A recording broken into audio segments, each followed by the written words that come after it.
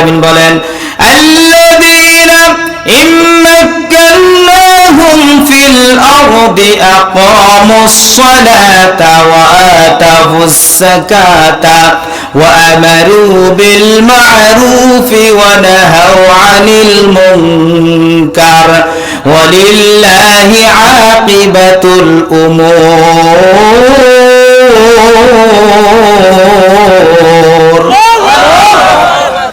সৎ মানুষ, সৎ ব্যক্তি, ন্যায়পরায়ণ বাদশা যদি হয়ে যায়, তাহলে সেই লোকটা সর্বপ্রথম যে কাজটা করবে আকামুস সালাহ, সর্বপ্রথম নামাজ কায়েম করবে। কথা বলেন ঠিক কিনা? নামাজের বিলটা প্রথমে আনতে হবে, কারণ নামাজ যখন বাধ্যতামূলক হবে, মানুষ যদি নামাজিওয়ালা হয়ে যায়, ওই মানুষটা অটোমেটিক পাপ কাজ থেকে বিরত থাকবে। কারণ রব্বুল আলামিন বলেছেন ইন্নাস সালাতা তানহা আনিল ফাহশাই ওয়াল মুনকার, নিশ্চয় নামাজ মানুষকে ফাহশা কাজ থেকে বিরত রাখে। অনেকেই ভাবছেন যে আমাদের সমাজে, আমাদের পাড়ার অনেক মানুষ আছে নামাজ পড়ে 40 বছর যাবত, কিন্তু আজ পর্যন্ত সুদের ব্যবসা ছাড়তে পারে না। আছে না নাই? আছে হুজুর। অনেক লোক আছে, অনেক হাজী সাহেব আছে, 3 বার হজ করেছে, কিন্তু এখনো সুদের ব্যবসা ছাড়তে পারে নাই। আমার ভাইরা, যদি আপনি সুদের ব্যবসা ছাড়তে না পারেন, তাহলে আপনার নামাজ যে হচ্ছে না, এর চেয়ে বড় প্রমাণ আর কি হতে পারে? আপনি যত বছর যাবত নামাজ পড়েন না কেন, নামাজ পড়তে পড়তে কপালে কড়া ফেলেছেন, কিন্তু আপনি সুদ ছাড়তে পারেন নাই, আপনার এই নামাজ দিয়ে 4 আনার উপকার হবে না। আমার ভাইরা, এই জন্য সমাজে সুদ, ঘুষ, অন্যায় এগুলো টোটাল ভাবে, সম্পূর্ণ ভাবে বাদ দিয়ে দিতে হবে। আপনি নামাজ পড়েন, আগে সুদটা ছেড়ে দেন, কারণ ওটা হলো হারাম। ওই হারাম থেকে আপনাকে বাঁচতে হবে। আমার ভাইয়েরা, অনেকেই দাড়ি, টুপি, নামাজ, হজ করার হাজি নাম এগুলো নিয়েছে সাইনবোর্ড হিসাবে, সাইনবোর্ড হিসাবে নিয়েছে যে অমুক হাজি সাহেব, অমুক মুসল্লি, অমুক নামাজি, অমুক জুব্বাওয়ালা, অমুক পাগড়িওয়ালা। ওর কাছে গিয়ে বলে টাকা আছে, কত লাগবে? 1050 খুলি হয়, 5 টাকা মাস যদি দাও তাহলে দেওয়া যায়। আছে না নাই?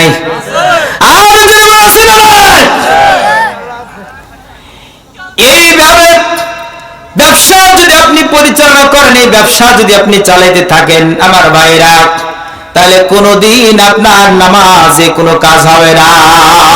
আগে নামাজ থেকে বেরিয়ে আসতে হবে।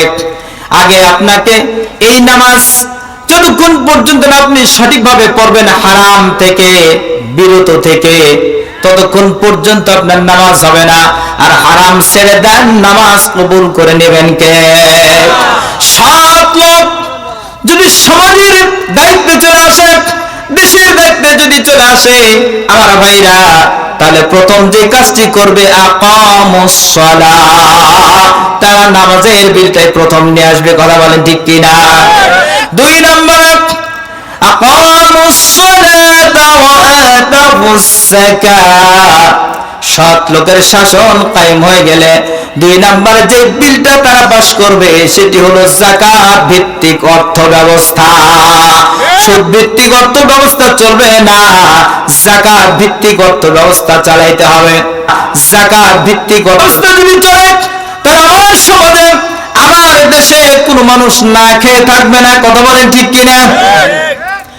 অনেক মানুষ আছে যারা 3 বেলা খাবার নষ্ট করতেছে, লক্ষ লক্ষ টাকা, হাজার হাজার টাকা অপচয় করে, অথচ তার প্রতিবেশী আরেকজন 3 বেলা খেতে পারে না। জাকাত ভিত্তিক অর্থ ব্যবস্থা যদি চালু হয়, তাহলে কোন মানুষ কমপক্ষে না খেয়ে মরবে না, দুবেলা এক মুঠো ভাত খেয়ে বাঁচতে পারবে। আল্লাহু আকবার। আমার ভাইরা, 3 নম্বর যে কাজটি করবে, সমাজে যদি সৎ লোকের শাসন কায়েম হয়ে যায়, 3 নম্বর যে কাজ তাদের হবে, রব্বুল আলামিন বলেছেন আকামুস সালাতা ওয়া আতামুস যাকাতা ওয়া আমারু বিল মা'রুফি ওয়া নাহাউ আনিল মুনকার। তাহলে তারা ন্যায় প্রতিষ্ঠা করবে, যেরকম সুবহানাল্লাহ। 3 নম্বরে যে কাজটি তাদের দায়িত্ব, তারা যে করবে সেটি হলো সৎ কাজের আদেশ তথা সৎ কাজগুলো, ভালো কাজগুলো বাস্তবায়ন করবে, প্ল্যান প্রোগ্রাম করবে, ভালো কাজের আদেশ তারা দিবে এবং সেটা বাস্তবায়ন করবে। আর 4 নাম্বার যে কাজটি তারা করবে, ওয়ানাহাউ আনিল মুনকার। তারা 4 নম্বরে যে কাজটি করবে, তাদের দায়িত্ব সেটি হলো অন্যায় কাজ থেকে মানুষকে বিরত রাখা, অন্যায়কে সমাজ থেকে না বলা। কোন প্রকার অন্যায়, দুর্নীতি, ঘুষ, সুদ এগুলো চলবে না। এই অন্যায়, যত প্রকার অন্যায় হতে পারে সমাজে, এই অন্যায়গুলো বাদ দিতে হবে। অন্যায়গুলো মানুষেরা যেন অন্যায় না করে সেই ব্যাপারে ব্যবস্থা নিতে হবে। যদি সৎ লোকের শাসন হয় তাহলে এই ব্যবস্থাগুলো কায়েম হবে। আর যদি সৎ লোক না থাকে, যদি অন্যায় করে, নিজেই যদি ঘুষ দাতা হয়, নিজেই যদি ঘুষ গ্রহণ করে, নিজেই যদি সুদের ব্যবসাদারী হয়, নিজেই যদি অন্যায়কারী হয়, অন্যায়ের বিচার কোনোদিন করতে পারবে না। কথা বলেন ঠিক কিনা?